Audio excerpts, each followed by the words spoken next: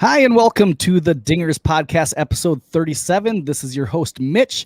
I'm here with my boy, Jeff. How are you, Jeffrey? Not too bad. How you doing, Mitch? Good. And you may follow him on Twitter. If not, you need to. Or you may have seen him at a comedy club. He's the host of the True Blue Cubs podcast, Joe Kilgallon. Welcome to the show, buddy. Hey, thanks for having me, Mitch and Jeff. Let's talk some Cubs, man. Yeah. So, Joe, let's just jump right into it.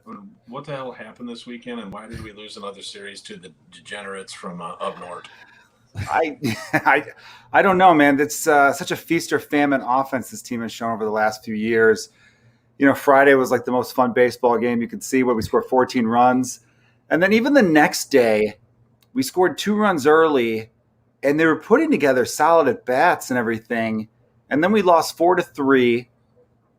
After that game, I kind of still felt confident going into Sunday, but Woodruff just has our number. I would have thought this is our third time facing this guy. And I know Woodruff, by all measures, is a top 15, top 20 pitcher in all of baseball. We make him look so much better. I mean, it's 98, but it's not that. There's nothing about it that makes me go, oh, my God. You know what I mean? And none of the breaking pitches are that sexy either.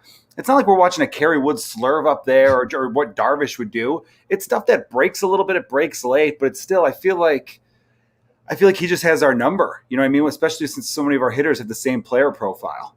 Yeah. Right. And it just sucked, like the 2 games, Saturday and Sunday, because it made you forget the sweep of the Mets real fast. It's like, yes, we did sweep them just like 3 days ago. And that was fun. That was fun baseball.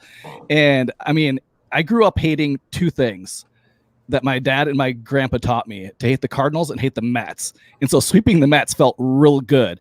And then we just run into a buzzsaw of, and I do have to give the Brewers credit, like their pitching staff, they have some elite staff, and they have 3 horses. 2 of them, I'm really glad we didn't have to face one of them in Burns like that. We got lucky there. But man, it stunk, especially yesterday. Jake pitching just amazing.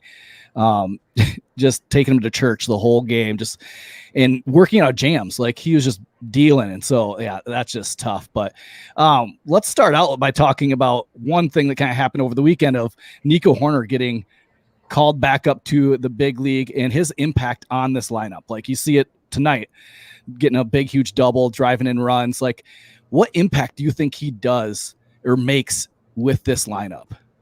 You know what it does? It's the fact that he's such a different player profile. Nico Hoerner is never going to be a 20-plus home run guy.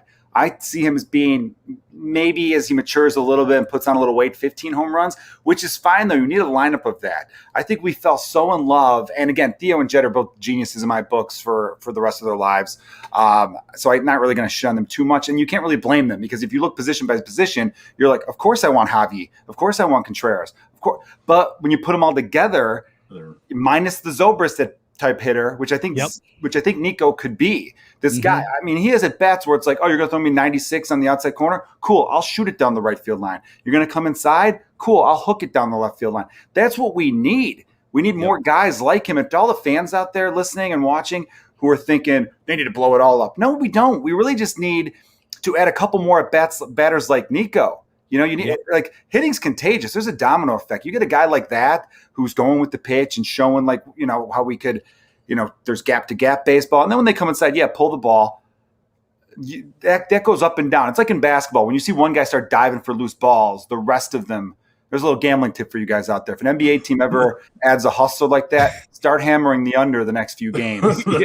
And then Vegas figures it out. But that's the impact, right? That's the impact Nico has, because and he hits the fastball incredibly well, which for some reason the Cubs just don't. At least the Cubs that we know of, the core.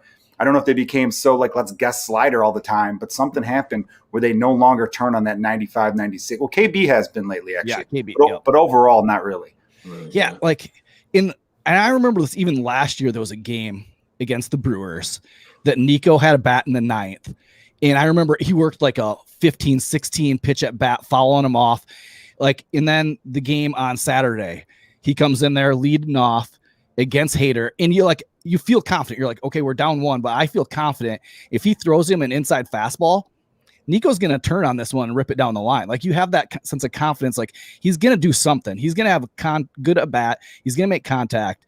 He's not going to strike out. And it's like, you look at his since coming up off the bat, the velo 94, 104, 104, 103. Like, tonight he had 103. It's like, he's hitting the ball hard. He's squaring balls up and driving them in the gap. And like, that's what you love to see. And so that was kind of lead into my next question. And I kind of shot you this on Twitter is, Ian Happ tonight is not the leadoff man, and kind of a little bit of a change up in the lineup of moving Nico up there. And my thing with this is I like Happ has done fairly well the last couple of years in the leadoff spot. But when I look at Happ, his future, I see him as a 5-6, maybe even a 4-3. I don't picture him as that leadoff guy. One, because his OBS is not that great, especially this year. It's 521. Anything under 6. Anything under 6, you shouldn't be in the league. But it's April. Yeah, right? It is April. It is April. And so, yeah, I hear you though. Do you think like this Nico thing, and I mean, it worked out tonight. Do you think that's going to be something we're going to see a little bit more, or do you see them going back to Happ? What are your thoughts on this? Well, I'm torn on this because even with Happ's struggles, you mentioned the OPS already. His batting average is 154. I'm not a big look at the batting average type of guy. The on-base percentage, though, is like 325, which, again, low for a leadoff guy. But once that average creeps back up to 2, that disparity, that 150 average but 320 on base, he's getting on base. He's just not driving the ball. He's not getting singles. He's drawn a lot of walks. He's got his highest walk rate he's had. So once the average and the hits start to fall, then you're happy with what you're getting out of him with leadoff spot, because really I look for on base percentage out of leadoff. And if you could go first to third as a runner. This isn't the 80s. There's so many fans out there, and this isn't just Cubs fans. This is every fan. They're like, why can't they find a Kenny Lofton type? Why can't they get those don't exist anymore. I mean, look around baseball. I mean, the Braves have a guy who steals a lot of bases up top, Acuna, but he also hits 40 bombs. Like that. I mean, George Springer was the leadoff guy for Houston when they were winning. He is like Chris Bryant player profile, 30 home runs, OPS around 900. He's not the idea of having these guys that slap the ball over the field and steal 50 bases just doesn't exist in baseball anymore. I mean, I wish it did because it was exciting. I still throw on some RBI baseball and I'd laugh when I see the 80s baseball stats. You guys know Eric Davis for the Reds had 27 home runs and 80 stolen bases in the same season. Yeah. 80. Like it doesn't exist. So I just look for on base percentage and could you go first to third if there's a single? That's what you really want. That's why Schwarber never made sense as a leadoff hitter. Yeah. He doesn't have the base running skills. And you're really taking away that thumper mindset that it was drilled into his life, into his brain his whole life. Because, when Kyle Schwarber was 12, everyone's probably calling him Bam Bam and shit like that. Cool fun nicknames. So with Nico at the leadoff spot, I like his athleticism. I like how he approaches at bats. But again, because the Cubs have so few high contact guys, it's really just Nico. Rizzo strikes out below average clip. He's usually about 17% in the year. Who else? Hayward, but Hayward runs way too many. He wasn't good in the leadoff spot. Yeah, he's a double play guy, but I guess leadoff he gets less double plays. I think my point is because Nico is making such good contact, I want him up with a runner on third and less than 2 outs to hit that line drive into the outfield for at the very least a sacrifice fly. Where when he's coming up leadoff, you don't mind strikeouts out of leadoff. There's no one on base. I don't care if you strike out when there's no one on base. I care if you strike out when there's a runner on second and third and 1 out, and all we need is a fly ball or a ground ball. Yeah. That's what really upsets you as a fan. I mean, obviously strikeouts are boring as a whole, but again, if you're coming up to bat with no one on base in the third inning and you strike out, that's the same as a pop-up. I don't give a shit. I just want solid, strong contact when there's runners in scoring position because that's how you win games. Yep. Yeah. And the thing that I've kind of seen with Happ this year is his swing is a little bit longer. It's kind of faded back to when he was struggling a little bit and he got sent back to Iowa. And I went down and watched a lot of games with him in Iowa. It was just, he has that hole in the top of his swing. They're eating him alive with high fastballs and he can't catch up to it because his swing is a little bit long. And like, he's grinding, man. He cares. He wants to do well. And you can see him just frustrated. He looks pissed out there. And it's like, you want to go out there and just do it for him. It's like, come on, you got it. So like, he will figure it out. And I agree with does. you, but I agree. This, not to cut you off, the swing does look a little long. And I didn't even answer your question. Am I okay with Happy and brought down in the order? Yeah, I agree. I think, Jeff, you said more of a 4 or 5 guy, and you too, Mitch. And I think, yeah, sure. If you have a guy struggling in a spot and you want to light a fire under his ass and get him going, I'm totally cool with this move. And I'm cool with Nico being at the 1. I was just thinking out loud more long-term. Yep. Long-term, I think I like Nico in the 2 spot or even in the 6 spot with the lineup present day.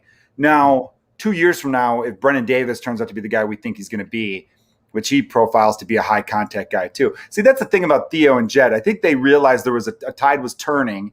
And in the 2018 draft, they drafted Nico in the first round and Brennan Davis in the second round. Yep. And both those guys are guys who make high contact. They rarely strike out. So they kind of knew after 16, 17 that shit's going in a different direction. We need to get back to some basics here.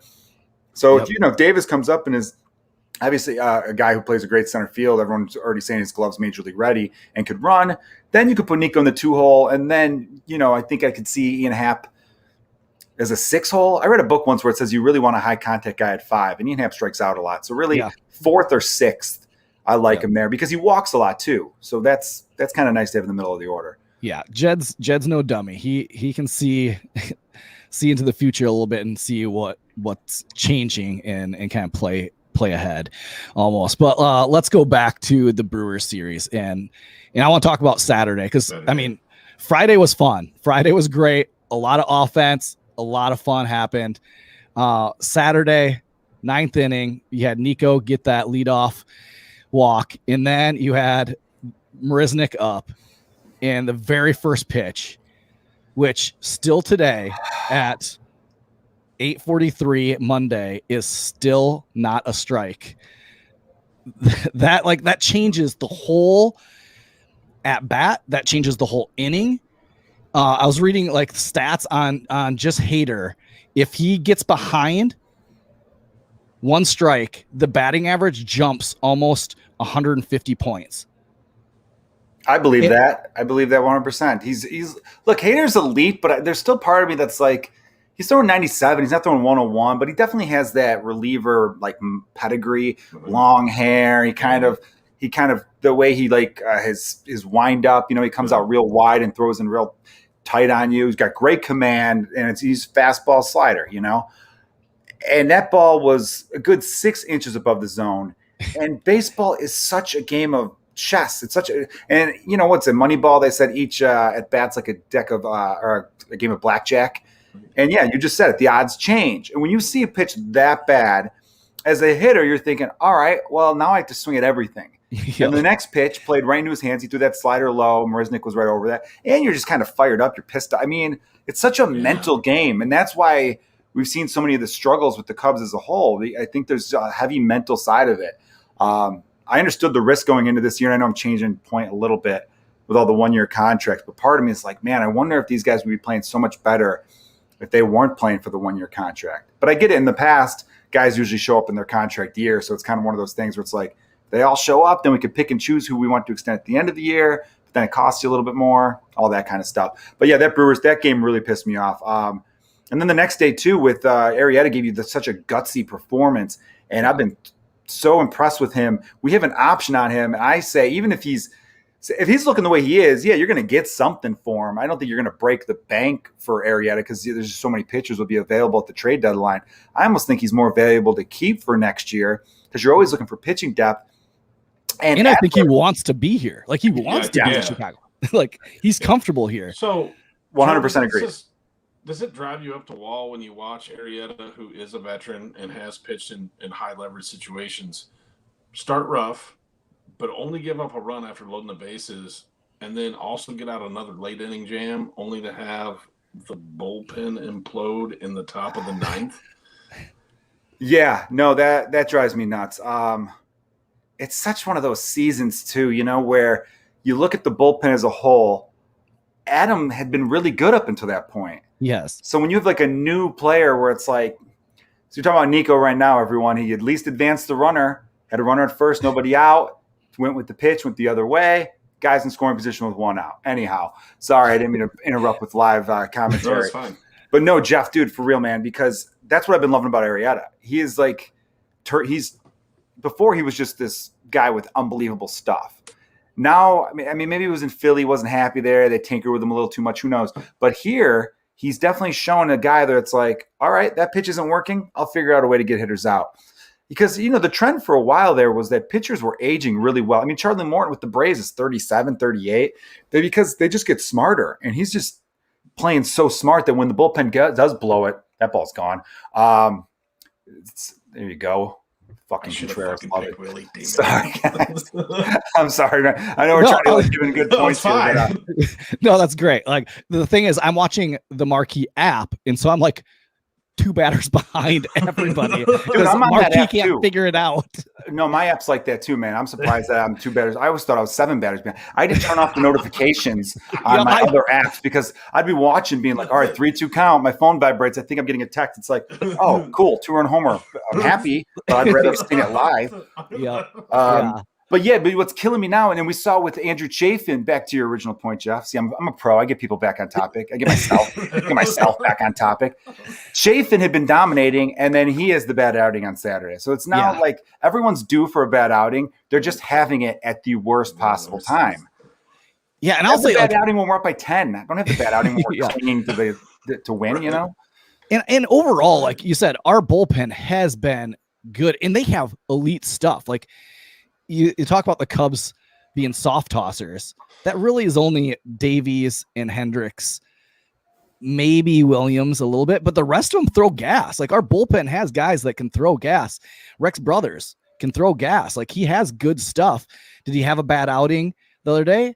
Yeah. But like, I still trust him to come and get outs.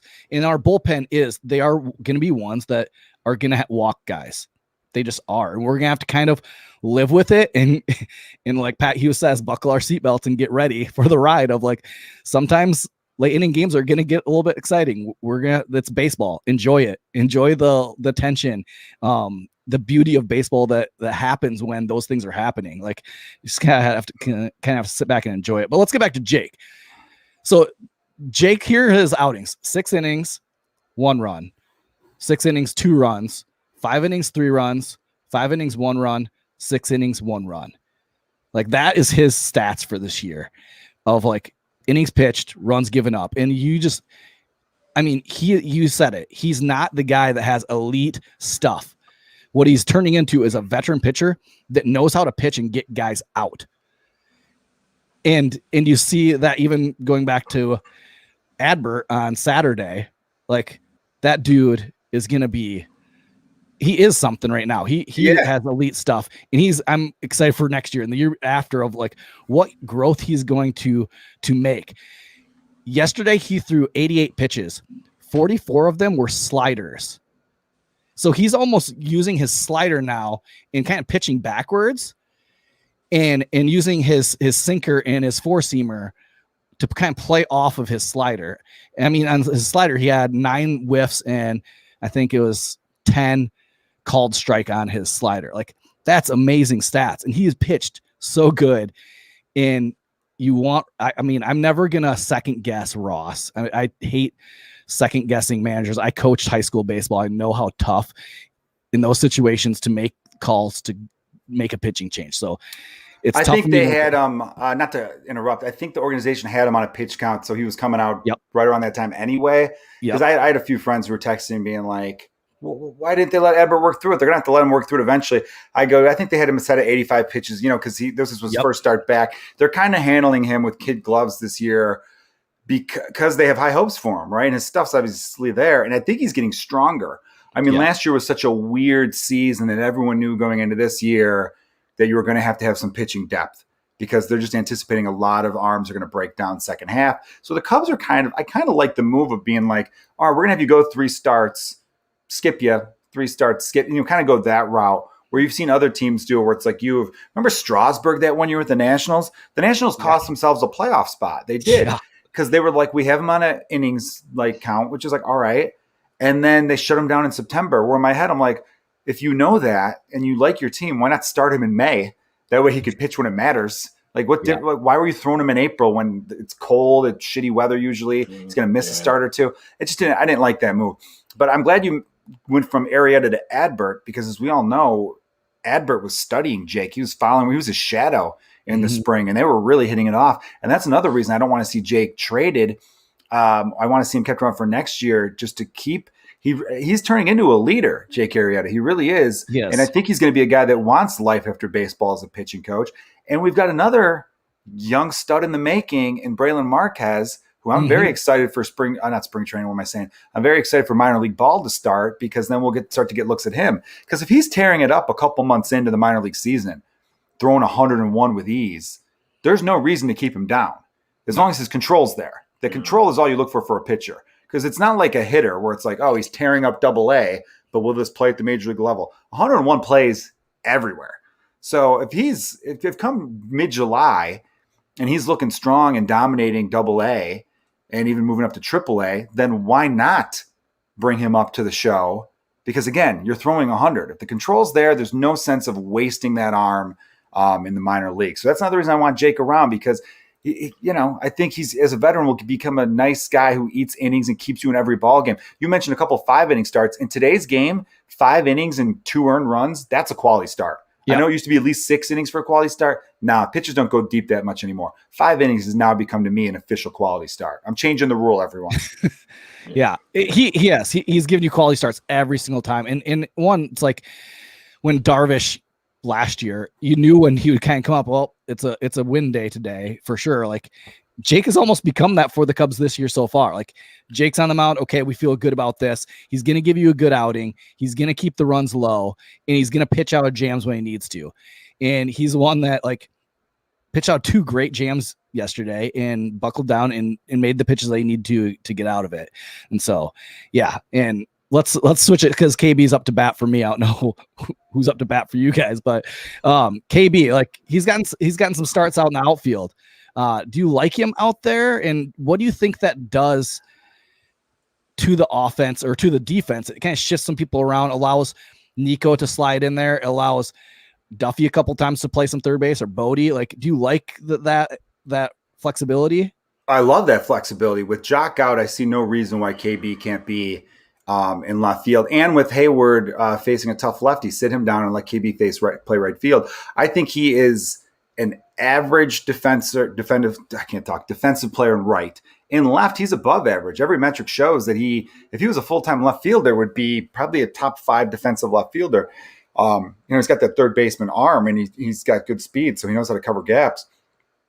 Some people in the past blamed, he messed up his shoulder. I think he messed up his shoulder in a slide, but then he had a weird dive play in the outfield where people were like, he shouldn't be in the outfield. I'm like, why? He's an athlete. You get hurt at third just as much as you could get hurt in the outfield. Yep.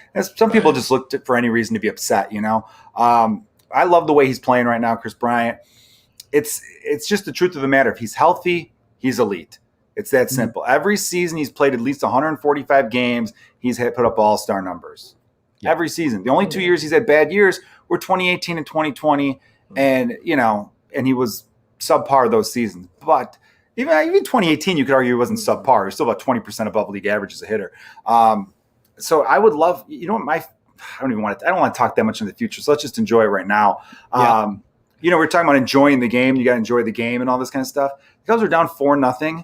And I scrolled through Twitter. So many people were like, turning this game off. And look, I get it. You don't want to start 4-0. I get being upset, especially since, right? You understand, Jeff, especially since Davies has been bad. But then the grand slam to tie it.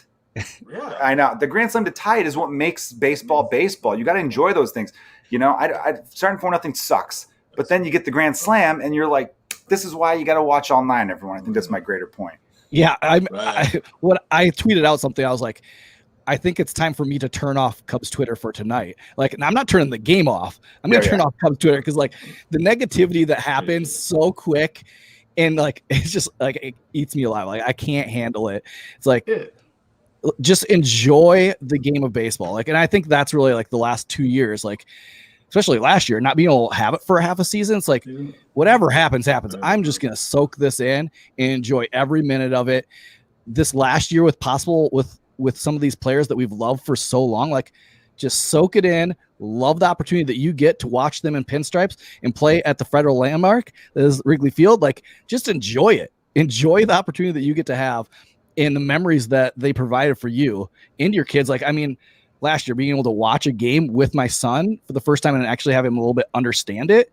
And then this year and like get to explain it. That's the beauty of baseball, being able to pass it down to the next generation and have them love it. Like that's, I mean, how I fell in love with baseball was my grandpa and my dad watching games. And I mean, that's the beauty of what baseball is. And this dude, Kevin's right. He goes, Padres, there's a guy, Kevin, in the chat saying Padres fans didn't turn off the game last night. They were down 7-1. Yeah. He's the other guy, our host, but he actually was at his son's baseball game, so he couldn't make it tonight. But yeah, that's the other guy in the other host on our podcast. So hi, Kevin. Yeah. If you're listening. There's a ton of negativity with the slow start. I mean, I could care less how slow they start. It's a long ass season, and I just assume they caught fire in like mid-August and were there to have a chance just to make the playoffs and be hot going into the playoffs, because the last few seasons we were fucking cold going into the playoffs, and it showed.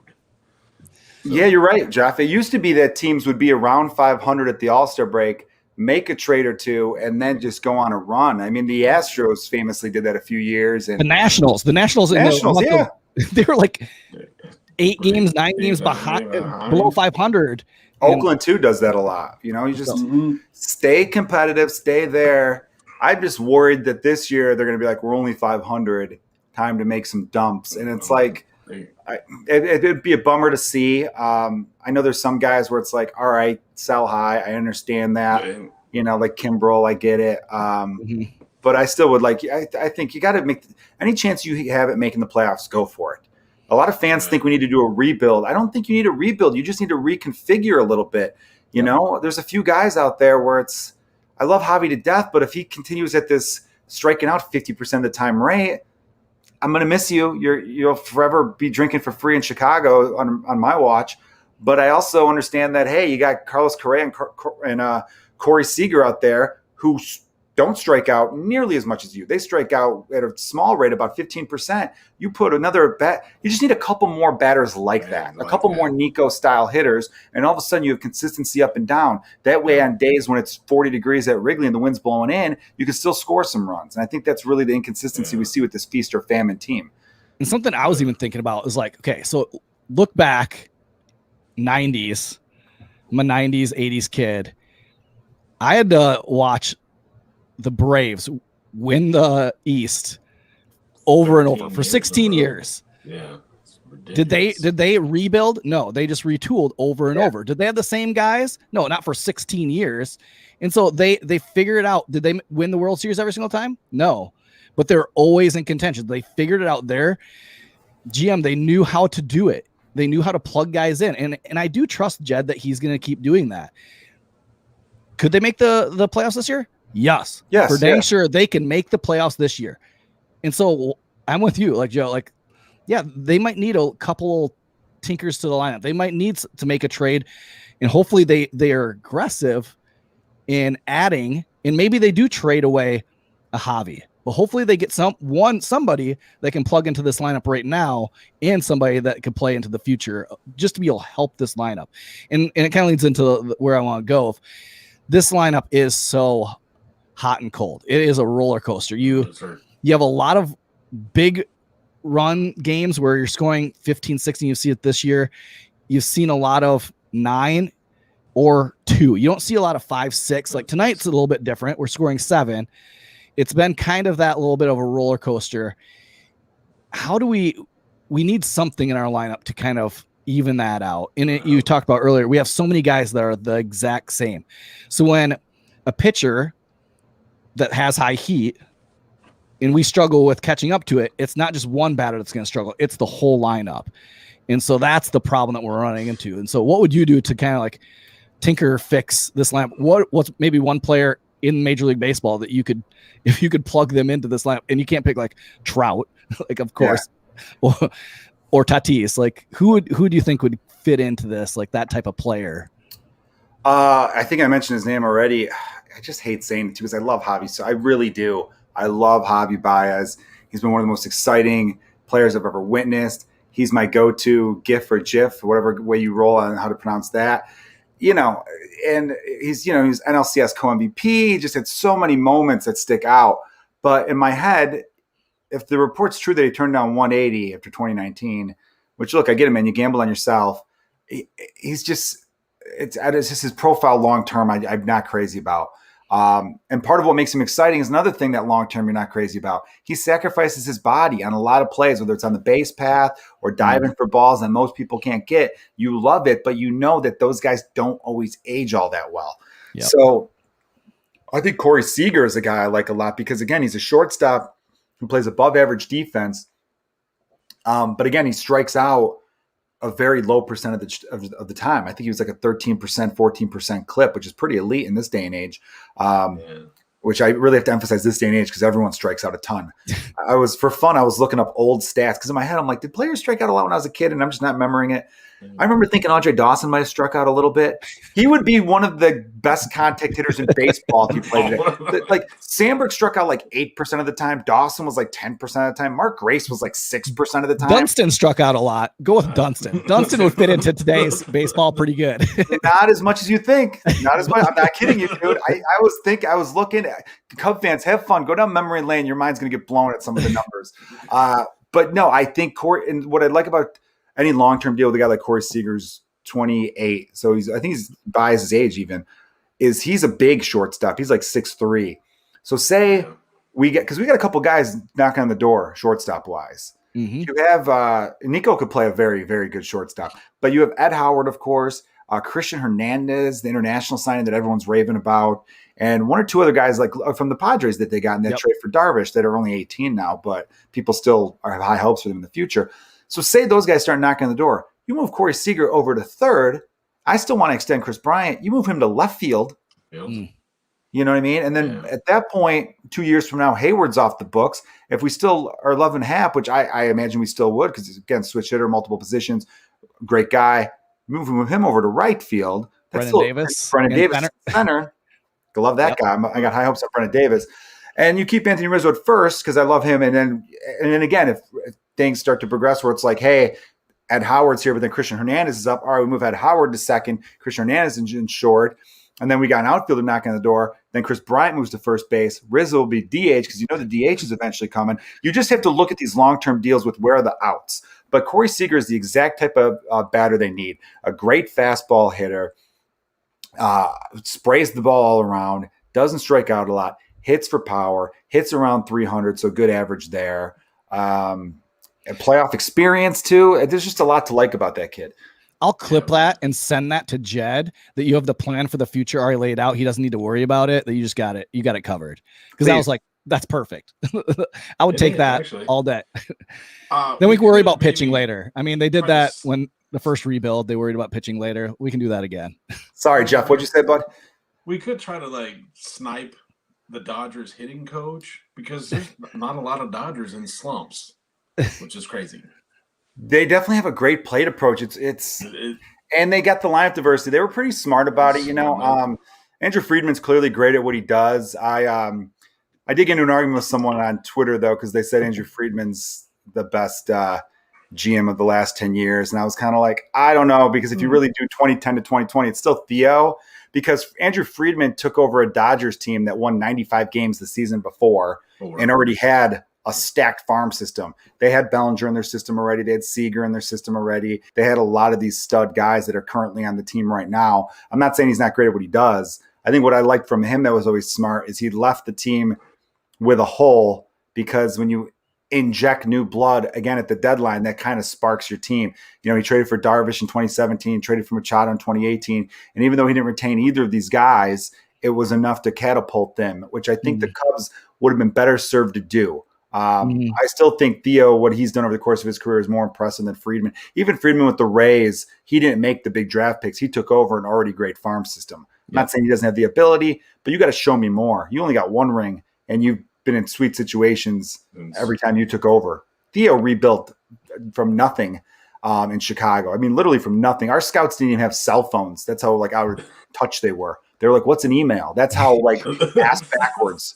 I mean, it's funny, but it was true. I mean, these were all the reports that were being said that like Theo talked to one scout going, "Hey, I emailed you 12 hours ago. Why haven't you gotten back to me?" And he's like, "I wasn't near my computer." And he's like, "You don't get emails to your phone?" And the guy's like, "No." And it's like, "All right, team meeting, you're fired." But I need, like, he didn't realize how outdated that organization was.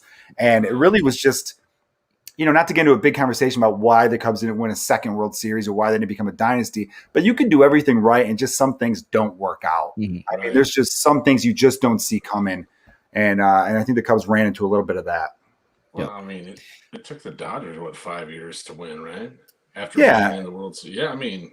And being a $200 million payroll team. That's another thing. Friedman took over high payroll, and they didn't stop spending in the middle of their window. Like the Cubs, for some reason, after 18, stopped spending, and I don't know why. And some people said, well, he signed Darvish, he signed Morrow, and he signed Chatwood. Okay, Morrow was elite until he got hurt, and that was, I think, what kind of ended the Madden-Theo relationship, because Theo told Madden, do not pitch this guy 3 days in a row. He pitched him 3 days in a row when he was told not to. He got hurt, and that was the end of Brandon Morrow's entire career, actually. Yep. So I think Brandon Morrow's probably not sending Joe Madden any Christmas cards. And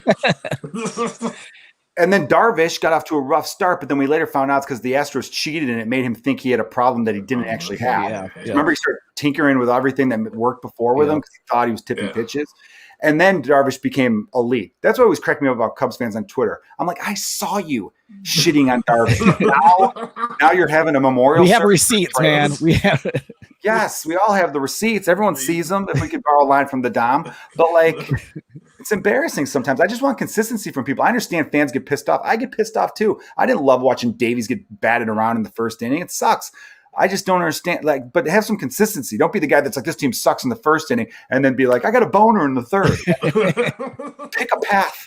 That's all I'm asking. Chatwood is the only signing that Theo made where I remember thinking, I don't like this move. He was the first starting pitcher to sign in that offseason. It felt like an overpay. They were gaga over his peripherals. You know what I mean? And the whole Colorado thing's like, he had the best rodeo. Imagine if we bring him here. And all that kind of stuff. I'm like, walk rate plays everywhere, though, and his walk rate was always a little high. I just thought, give Mike Montgomery that spot. Let him be the 5 starter. And if he doesn't work out, then go trade for someone, which they ended up doing anyway. They had to trade for Cole Hamels, who was great for us. That was a great trade. But, yeah, that was the only move where I'm like, I don't get that one. The other moves you get. Morrow, even with his injury history, 2 years, $17 million. I take that. The guy was elite the year before, and he was still elite with us till he got hurt. And I'm only emphasizing this because I think people need to understand you can make all the right moves and still get the wrong results. That's why when people are like, blow it all up, we need a full rebuild, blow it all up. I'm like, rebuilds aren't guaranteed. Most rebuilds fail. Are you kidding me? That's what made that last rebuild so amazing. How many teams have had good rebuilds but not one?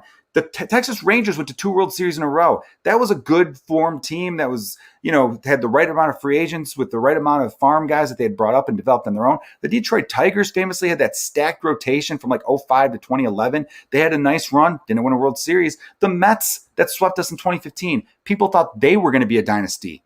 They haven't really sniffed the playoffs since. So like this idea that rebuilds are automatic is stupid. Do what you were saying, Mitch, was just like the Braves went 14 years in a row. They never blew anything up. They just kind of like reconfigured some stuff along the way when they needed to. Yeah. And man, I'm to kind of change a little bit. Like, so I'm sick of seeing the Brewers. Like we've played them, nine games already. I know it's weird this season. And now we don't play them again till I think June 28th or something. 28th, because I'm planning on going to the one of those games in Milwaukee. Planning on going up there, but it's like, man, we've played so many of these, mainly the Brewers, but so many of the in the Central. It's good that we're playing like the Braves, and we do coming up have Cincinnati coming right after there, which that's gonna be a fun series. I love Nick Castellanos, and so it's always good to watch him play. I hope he opts out. We can bring him back. Yeah, there we go. He hasn't opted out. He hasn't opted out after this year. There we go. Bring him back. But yeah, so we'll kind of do our lead into the rest of the Brave series in Cincy, but we'll let you go so you can watch the end of the game. Thank you so much, Joe. You spitting knowledge, spitting truth, and we love it. Thanks, guys. I love talking baseball with people, so I really appreciate you guys having me on. All the best to Dingers and Chi City Sports. Thanks again, guys. Yeah, we'll definitely have to have you back on because you were great. We loved it. Love to be back. All right. Well, check you later. Thanks a lot, Joe. Thanks, guys. Yep. Oh, man. Yeah, that was great. Joe Kilgallon. Yeah, if you want to follow him on Twitter, he is at Joe Kilgallon. And he also has a podcast, the True Blue podcast. If you follow him on Twitter, at True Blue Cubs. But he is great. He also does a lot of comedy acts. So check his website out.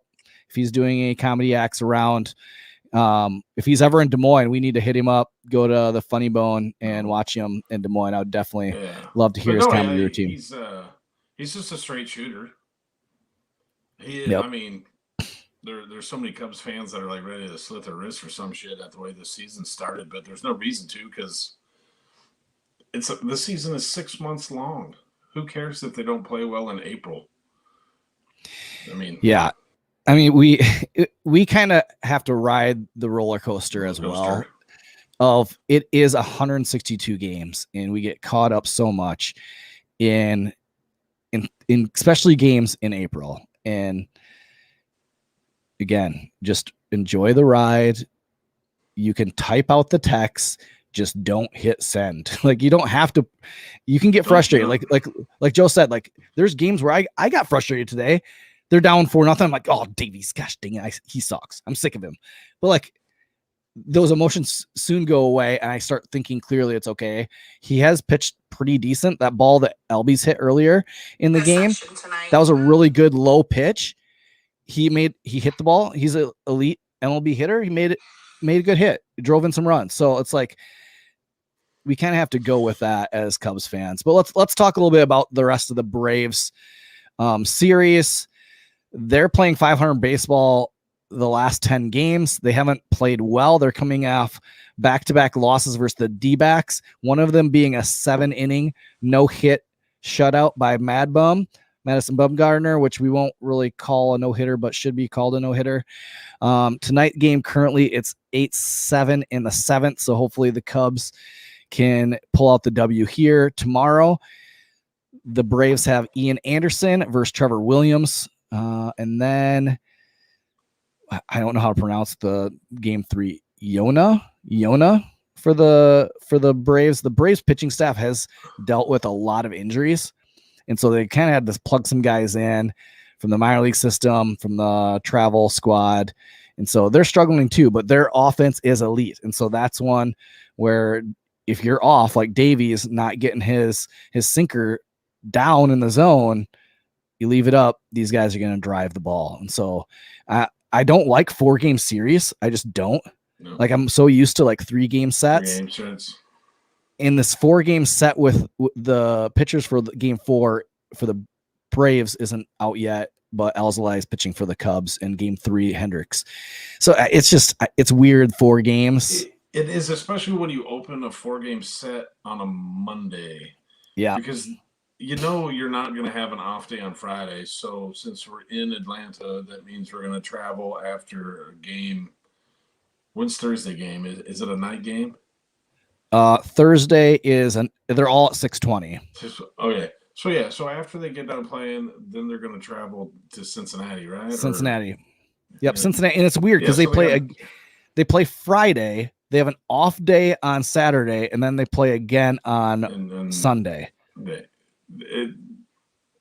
That's weird. It's weird because it's just a 2-game set. I don't mind like a 4-game series when it starts on a Thursday.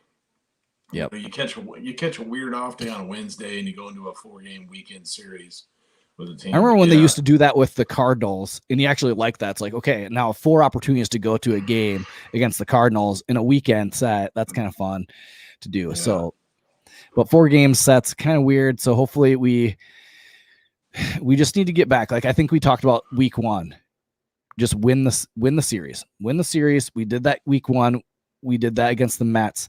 Those are the only series that we've won. We keep on winning one of the first 2 games, and then it gets to that rubber match, and we can't pull it out.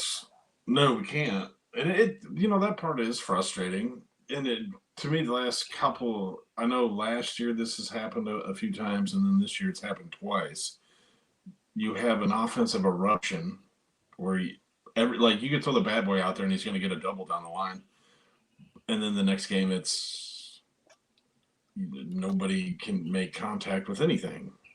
We had what do we have? 16 runs against Friday? The Mets. Yeah, against the Mets. I bet the next 2 days we didn't have 16 people get on base. Well, 15 against the Milwaukee, and then 16 on Wednesday against the Mets. I mean, and so one thing is I saw somebody comment of because I put the offense is back, and somebody's like, well, for 1 or 2 games. It's like we scored 16 runs and 15 runs. And then the next we scored 3. I get it, on Sunday we didn't score any runs, but that was against Woodruff, one of the best pitchers in Major League Baseball. It's going to be him and Burns for the Cy Young. I guarantee it this year. And so it's against elite pitching. You have to understand that. But our bats are coming around. In one, they're taking better approaches at the plate. And so that's what you got to love. Yeah. And I really think Nico's going to, be that infection that's going to spread. And, he's going to collect 2 or 3 hits. He's going to work at bats, and it's going to become contagious, and other guys are going to be doing the same thing. I actually like, and we didn't bring this up, but with Joe, I like Nico and Bryant being where the pitcher has to see both of them right away the first inning. And I know they have it being Contreras, then Rizzo, then Bryant. I would like the pitcher to have to face 2 really good at bats from Nico and Bryant right away in that first inning. Guys that work count, guys that make contact, and just professional hitters. So would like to see that. But let's call this a night. It's been great. Joe was awesome. And we'll definitely have to have him back. It's gonna be okay, guys. I know we're 2 games below 500. It's all right. We still have time to come back, and you got to trust this offense and enjoy being able to watch these players. They are trying. They're grinding, man. They're grinding. They're doing the best they can. They aren't. You can see them all into the game. So it's going to happen. This offense is going to click. The rotation is better than we thought. Davies needs to figure some stuff out. He needs to pick it up a little bit, but the rest of this pitching staff has pitched awesome. Our bullpen's there. I like this team. I'm having fun watching this baseball this year, even through all the difficulties with the offense.